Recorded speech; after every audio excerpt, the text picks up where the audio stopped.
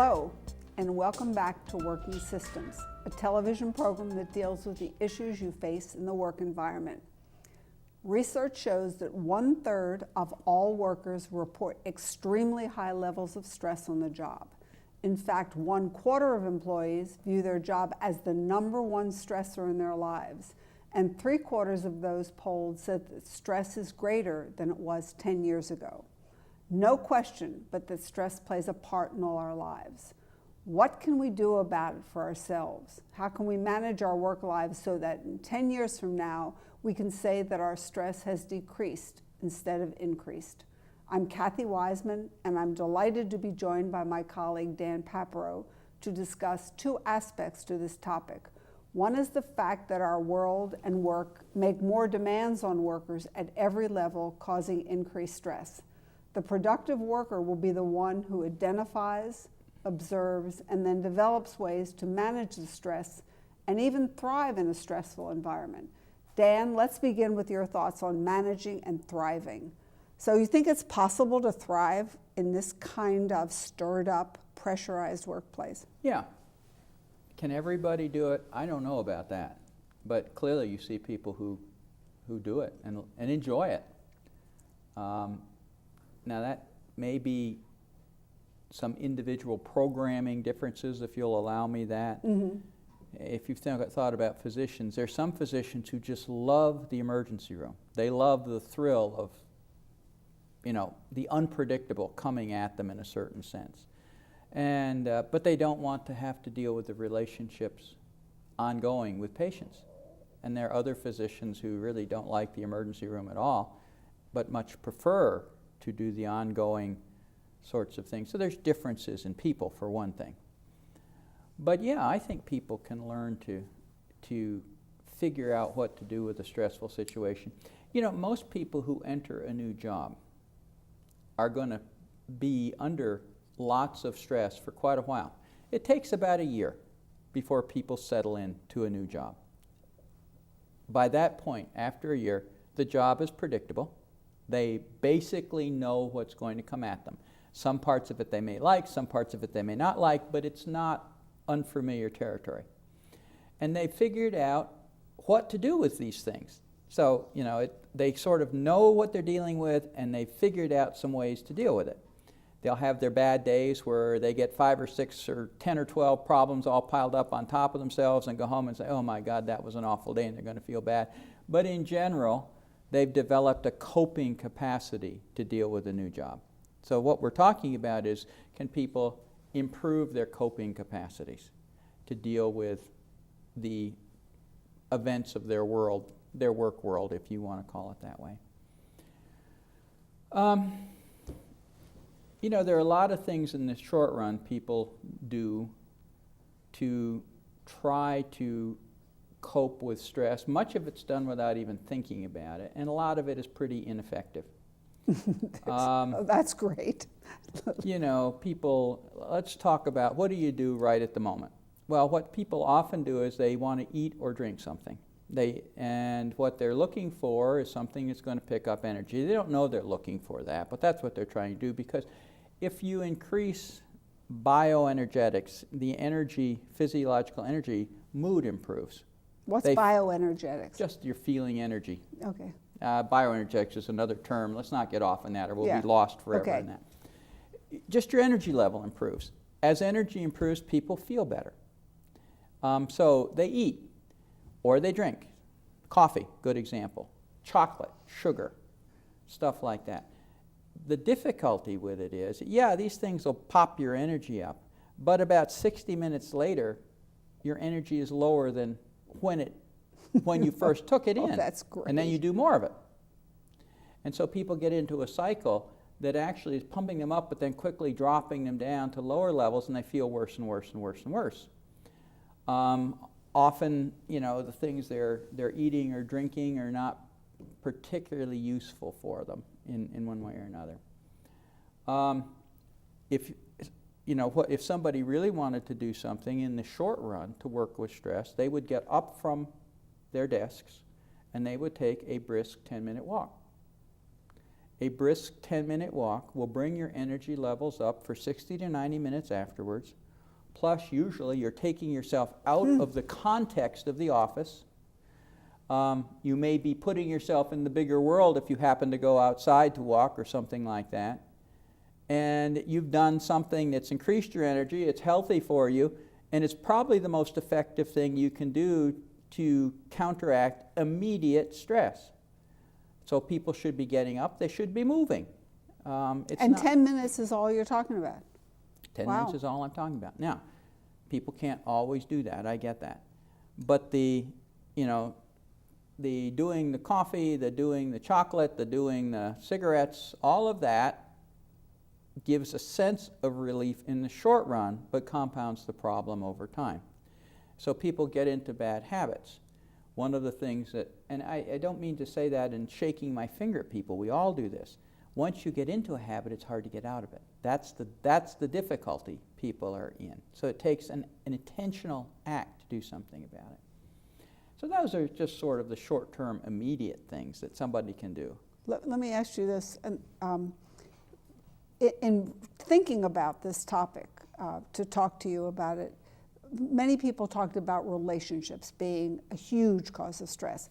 What do you do with that in the short term? Dealing with other people is probably the single most significant factor in people's stress responses.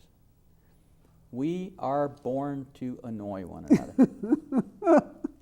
And we do it regularly. It's not surprising that that happens. It's not people being bad, it's just what happens, you know? And people can, I think it's very difficult. I've spent a professional lifetime thinking about the relationship process, and I'm not terribly good at it, I'll have to tell you that. So you get stressed out by relationships. I can. I don't get floored by it as much as I used to, but I can get stressed by it, sure. So how do you move from being floored by the stresses in a relationship to just being okay with them? Because that's an improvement. Yeah. That's a huge improvement. Well, you come to the basic realization that if you're floored and acting helpless, it certainly isn't going to get any better, so you got a choice. You can feel bad and lie on the floor, or you can get up and feel bad, and getting up and feeling bad is probably the better choice. And you keep going at something until you figure out what to do. Now, there's a principle in that. What we know is that people who will expose themselves in a relatively controlled fashion to situations that are stressful for them, over time, improve their coping capacity for that type of situation. In other words, they get less stressed and better at handling it. So if you're talking about the workplace and you're talking about a coworker who really annoys you and causes you all kind of stress, instead of moving away from that employee, you are going to move forward to How do you get interested in what makes that skunk stink? You follow me? As opposed to saying, oh my God, that's a terrible smell, I've got to get out of here. If you can, the image I have in my mind is that here's this bundle of stuff that I'm reacting to. The stress is in me. Not that person. You're not stressing me. It is my reaction, my interpretation, all of that is producing my stress level. You follow me? That's very helpful. It's about you. And I can do something about me if I get motivated to do it. Now, one of the first things is to work on stress, you've got to expose yourself to the circumstance that produces it. You can't work at it by running away from it.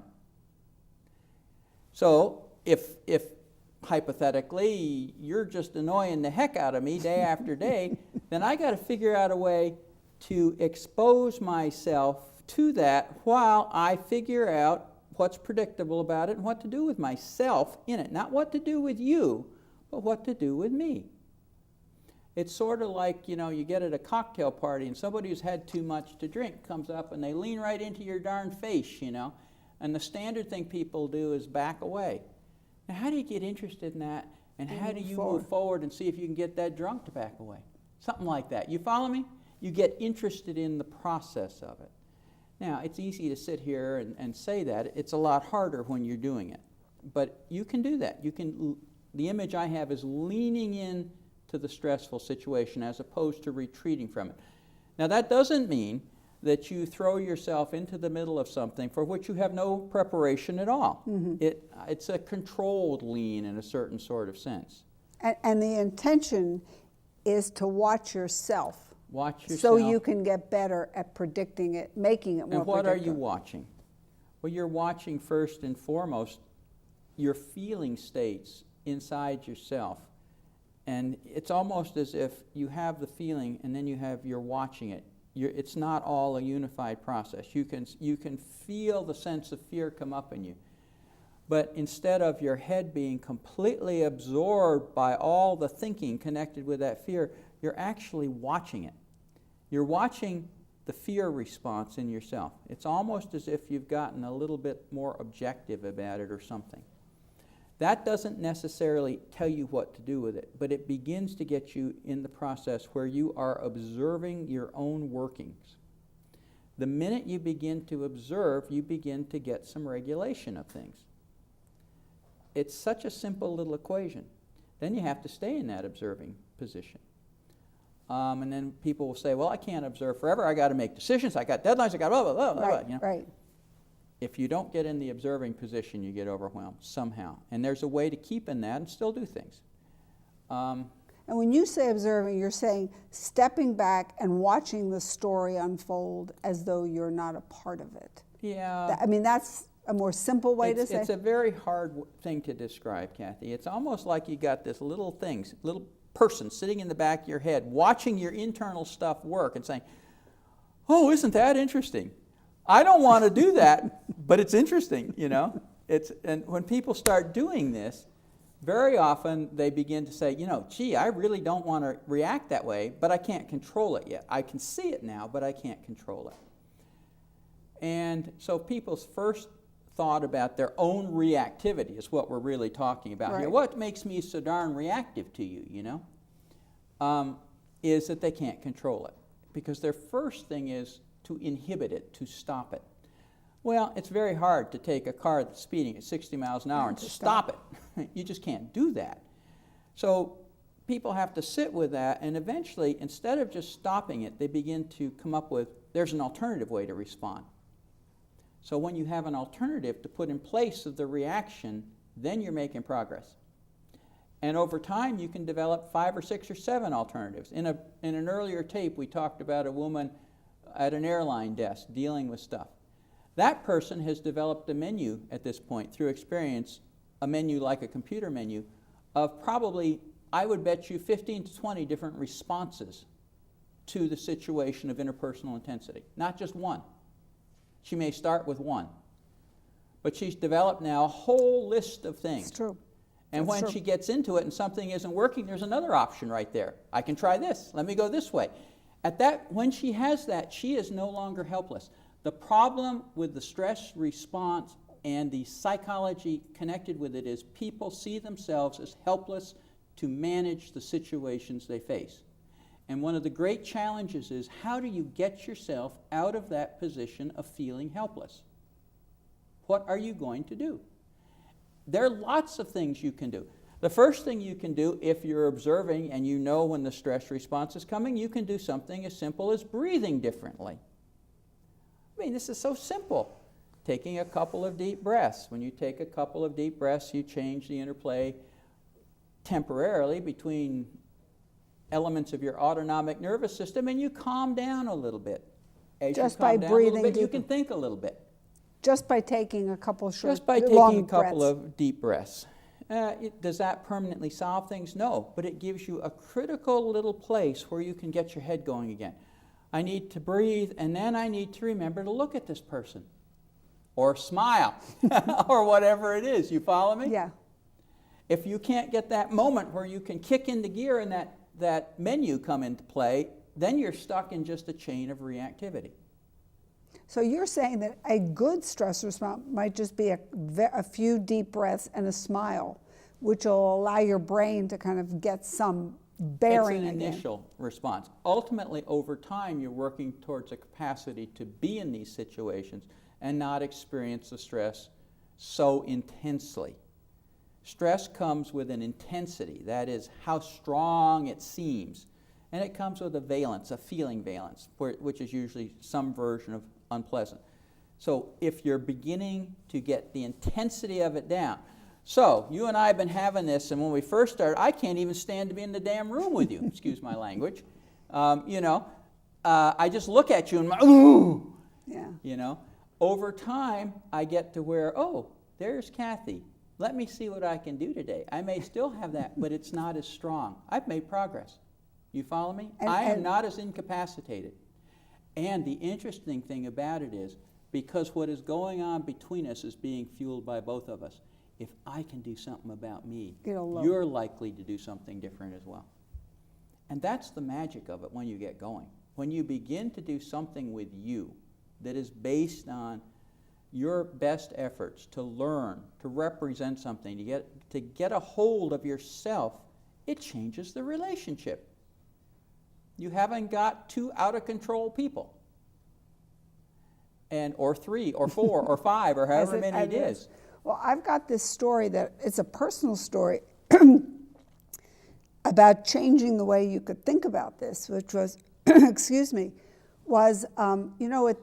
periodically I wrote goals for myself of things I want to accomplish. And I've given up on calming down. I think I can't do that. So what I tried to do was flip it over and say, could I live with more and more levels of discomfort? Could I keep putting myself in discomforting situations? And could I get okay with that? Instead of that fear response to stress, which is to run away, which is more natural. Yeah. So my goal for this year is to develop a capacity for more uncomfortability, which means it puts me in more stressful situations being there. I'm hoping that it works. I don't know whether it will, but that's the way I've been able to do it, to kind of rethink, how do I get at this automatic stress response, which for me is fueled in fear? How do you do it? I've taken yoga classes and all kinds of exercise. When I'm really going strong, that doesn't help me very much. Well, there's nothing wrong with yoga or mindfulness or meditation or anything like that. The real challenge, however, is what do you do when you're in the middle of it, not what you do when you're in some sort of quiet place. Good point. I mean, I can go off and, sit by a quiet stream and think good thoughts and the stress is gone. That doesn't help me very often when I come back and here you are coming at me again with whatever it is you're coming at me with. You follow me? Mm-hmm. Now, that's not wrong, and there's something that can be learned, and there's probably something that can be brought from that. But the real thing is, what do I do in this real life situation right now? And that's what I want to get better at, instead of running. I think increasing the tolerance for discomfort is important. Now, most of us can only do that a little bit. There's a threshold where if something gets uncomfortable enough, we're going to go on autopilot. That's just the way it is. Some people have a bigger tolerance level to begin with, some have a little one, but everybody's got that threshold where if it's, the discomfort goes by that, they're on autopilot, whatever that means for them. But if you could take that zone of tolerance and increase it a little bit, you've already exponentially increased the situations you can deal with without having either to run away or go completely into autopilot. So you've increased your ability to maintain complex behavior under conditions of challenge. So the goal is to have a different behavior that is more complicated, as you said, more complex, than just automatically reacting to stress, which is what you do. You're beginning to put choice in it. Going back to that idea of the menu, you're beginning to develop the menu. And then you have choice. When you have choice, you are no longer helpless. And that's at the core of stress, this feeling of helplessness, no choice. That's at the psychological core of it, yeah. I think that's what impacts. I give up. People have they see no predictability to it. They have no sense of control. Their physiology is reflecting that, and they have a great deal of difficulty. Now, obviously, there are situations that are overwhelming for people. There are. I mean, let's be real about this. Right. I don't know if you could put yourself day after day after day after day into a combat situation or where you had to go in and watch children die day after day after day, which some medical people, they don't watch children die every day, but they're in these environments where bad things happen. Most of them figure out ways to cope with that so that the stress doesn't overwhelm them. But you could be in a position where you are overwhelmed with it. And then at some point, maybe you need another job. Maybe you do need something different. This has to do with what do you want to have to try to deal with in life? And those are choice points that people make. And I don't have a good answer for that. There's also this stuff out there, about the response to extreme severe stress, post-traumatic stress stuff. And what's interesting about that is that not everybody's vulnerable to that, if the studies are to be believed, and that most people who are exposed to these sort of overwhelming stresses self-correct on their own with time, which is really interesting to think about. So that most of us will recover from these high-stress situations in one way or another. A few don't, and that's a whole nother conversation. But most people, there's a natural resilience in people that they bounce back. Another one has to do with the kind of relationships people keep around them. If you're in a high-stress situation, you probably don't want to be talking to friends who feel sorry for you. They're going to make it harder for you.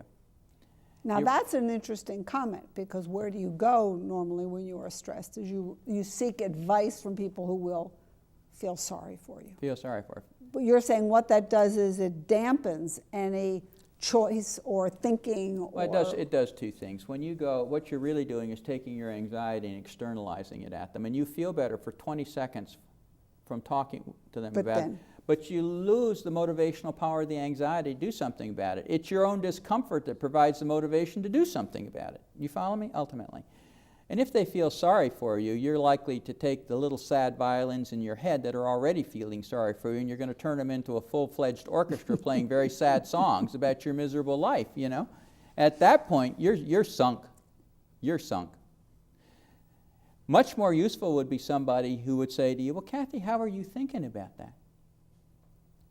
What's well, what does here? That do? Instead of saying, oh, you poor soul, I agree with you, that person, your supervisor's difficult, that's not helpful. So what is helpful? Asking you to think about what it is you're dealing with, what it is you're doing, what are you going to do with this sense of helplessness? What are you going to do with you? Rather than just, you poor thing. Yeah. Anytime people begin to have to look for facts, real facts, as opposed to opinions, interpretations, feelings, they get a little more steady.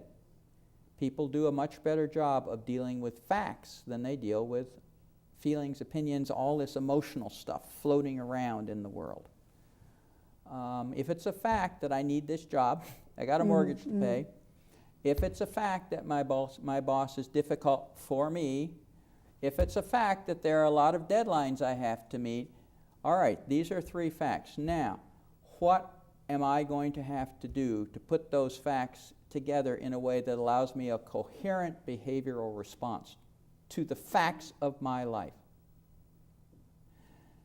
Now, I don't want to be Pollyanna about this. This is not easy stuff. Some people do it automatically, some don't. Most people can do some of this. They can get out of this sense of helplessness. They may get in it again, but they can get out of it and keep moving. And, we make a big deal of resiliency, out there in the therapeutic literature and stuff. In fact, most people are resilient. Their social networks are resilient, too. They bounce back. They don't necessarily need a lot of help in some ways. So let me see if I can put this together. And so is that stress a part of all our lives, increasingly so? Well, that's an interpretation. It's hard to know whether it's increasing. So it certainly is there now. And our ability to deal with it starts and stops with ourselves. Right. There's no way we're going to make other people change the stress response. Our ability to believe and perceive that we have choices is critical. It removes the sense of helplessness.